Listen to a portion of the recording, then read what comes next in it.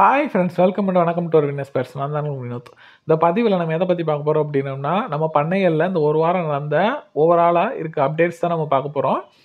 பாருங்கள், புறாக்கள்லாம் வந்து எல்லாம் வெளியில் வந்து அழகாக எந்த அளவுக்கு உட்காந்துருக்குன்னு பாருங்கள். ஒவ்வொன்றா வந்து வெளியில் இருந்துட்டு இவ்வளோ நேரம் அங்கே நம்ம கோழி செட்டில் மேய்ஞ்சிக்கிட்டு இருந்தாங்க. அவங்களுக்கு போட்ட தீவனங்களை ஒன்று ரெண்டாவது சாப்பிட்டுட்டு இங்கே இவங்களுக்கு போடுறதையும் சாப்பிட்டுக்குருவாங்க, அவங்களுக்கு போடுறதையும் சாப்பிட்டுக்குருவாங்க. சாப்பிட்டுட்டு அழகாக எப்படி மேலே ஃப்ரீயாக உட்காந்துருக்காங்கன்னு பாருங்கள். அடுத்து நம்ம அந்த உள்ள நம்ம வச்சிருந்த சிக்ஸை வந்து இங்கே மாற்றிருக்கோம். இங்கே எதுக்காக மாற்றிருக்கோம்னா, அந்த நம்ம முன்னாடி வச்சிருந்த செட்டில் வந்து எப்படி சொல்கிறதுனா, ஒரு 10 டேஸ் மட்டும் நம்ம வச்சுட்டு அதுக்கப்புறம் இங்கே மாற்றி கொஞ்சம் பெருசாகிற மாதிரி வரும்போது நம்ம கேட்டை திறந்து விட்ருவோம். இது வந்து வெளியில் வந்து மேயிற மாதிரி பிளானு. அது எப்படின்றத நான் மேயும்போது உங்களுக்கு நான் காட்டுறேன் அந்த அப்டேட்டில்.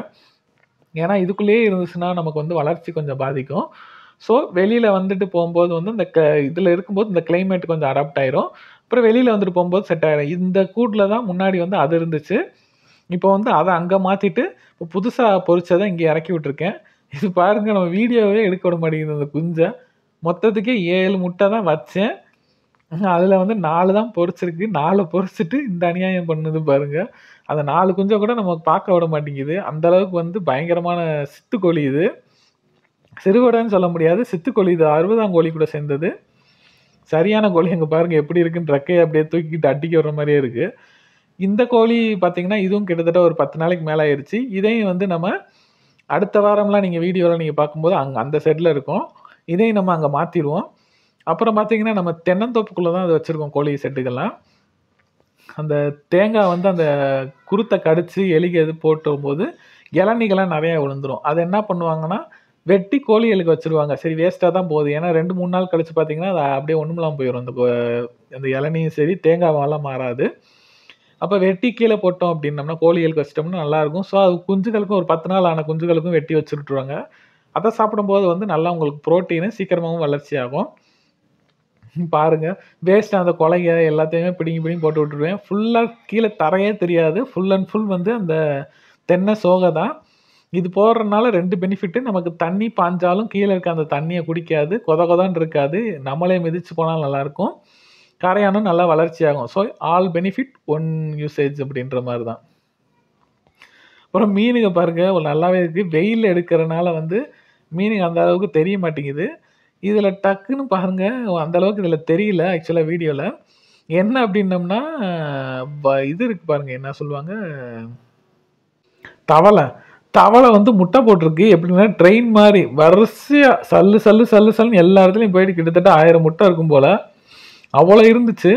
நாங்கள் என்னான்னு பார்த்துட்டு அப்புறம் நானும் அங்கே இருக்கவங்களும் சேர்ந்து உள்ளே இருக்கிறதெல்லாம் எடுத்து வெளியே போட்டுட்டோம். ஏன்னா அவ்வளோவும் பொரிச்சிச்சு அப்படின்னோம்னா அது பெருசாச்சுன்னா இந்த மீனுங்களை சாப்பிட்டுன்ற ஒரு பயத்துக்காக தான். ஓகே ஃப்ரெண்ட்ஸ், நம்ம அப்படியே கன்டினியூ பண்ணுவோம்.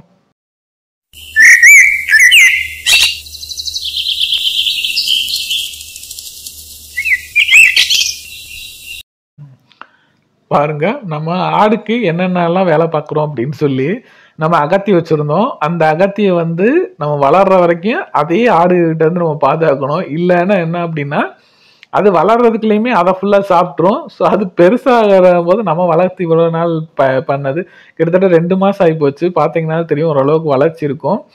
அதனால பாருங்கள், மெனக்கெட்டு சாணியை கரைச்சி அந்த அகத்தி வளர்ந்துருக்கு பாருங்கள். அந்த செடி மேலே ஒவ்வொரு செடியிலையும் மேலே ஊற்றி விடுறாங்க. இதனால என்ன பெனிஃபிட்னா வந்து மோந்து பார்த்தாலே ஆடு பக்கத்தில் கூட வராது.